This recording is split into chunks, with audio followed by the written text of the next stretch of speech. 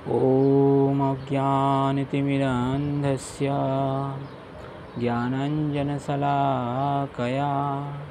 चक्षुरुन्मिलितं येन तस्मै श्रीगुरवे नमः।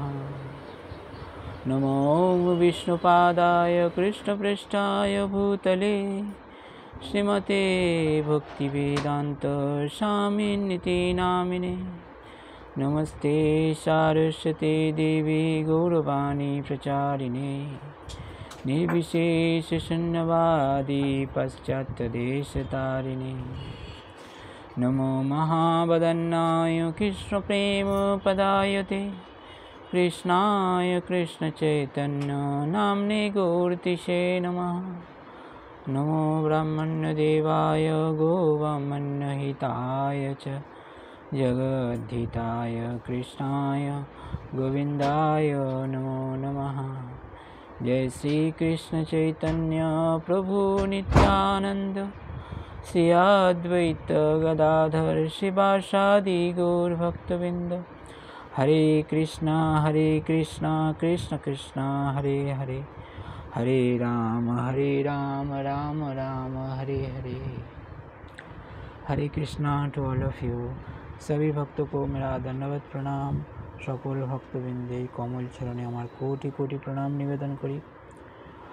প্রতিদিনের ন্যায় আজও একটা শ্লোক আমরা শ্রবণ করব, যেটি কি নেওয়া হয়েছে শ্রীমদ্ ভাগবত গীতা থেকে। শ্লোক নম্বর অধ্যায় নম্বর 9.31।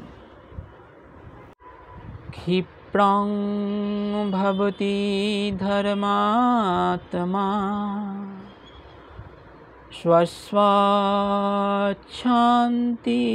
निगच्छति कुन्तेय प्रतिजानीहि न मे भक्तः प्रणश्यति। हे कुंतेय, वह उसी क्षण ही धर्मात्मा बन जाते हैं और सदा रहने वाली शांति को प्राप्त करते हैं। तुम निश्चय पूर्वक ये जानो कि मेरे भक्त का कभी विनाश नहीं होता। O कुंतेय, soon he becomes righteous and attain eternal peace. Know this for sure, that my devotee is never destroyed. বঙ্গানুবাদ। তিনি শীঘ্রই ধর্মাত্মায় পরিণত হন এবং নিত্য শান্তি লাভ করেন। হে কুন্তেয়, তুমি দীপ্ত কণ্ঠে ঘোষণা করো যে আমার ভক্ত কখনো বিনষ্ট হন না।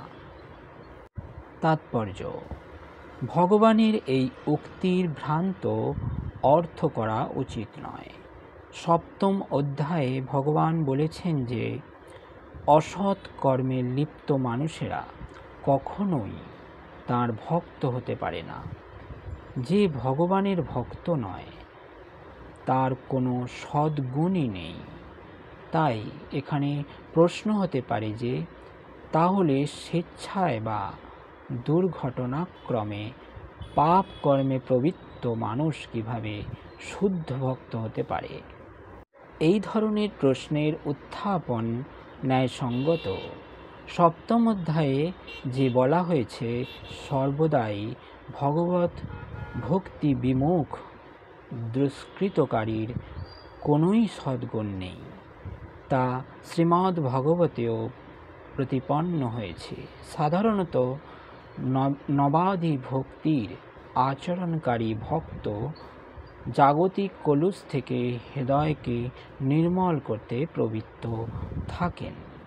তিনি পরমেশ্বর ভগবানকে তার হৃদয়ে অধিষ্ঠিত করেন, তাই স্বাভাবিকভাবেই তার হৃদয় সমস্ত কলুষ থেকে মুক্ত হয়। নিরন্তর ভগবানের চিন্তা করার প্রভাবে তার চরিত্র শুদ্ধ হয়, উন্নত স্তর থেকে ভ্রষ্ট ভুলে অন্তঃকরণ শুদ্ধ করার জন্য প্রায়শ্চিত্ত করা বিধান বেদে আছে, কিন্তু এখানে সেই রকম প্রায়শ্চিত্ত করার কোনো বিধান দেওয়া হয়নি। কারণ নিরন্তর পরমেশ্বর ভগবানের চিন্তা করার ফলে ভক্তের হৃদয়ে আপনা থেকেই নির্মল হয়ে যায়। তাই নিরন্তর হরে কৃষ্ণ কৃষ্ণ কৃষ্ণ হরে হরে, হরে রাম রাম রাম হরে হরে বিরামহীনভাবে কীর্তন করা উচিত।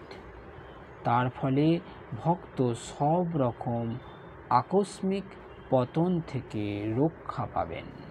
এভাবে তিনি সব রকম জড়কলুষ থেকে সর্বদাই মুক্ত থাকবেন। হরে কৃষ্ণ। जय श्री प्रभुपाद की जय। जय श्री राधे राधे राधे।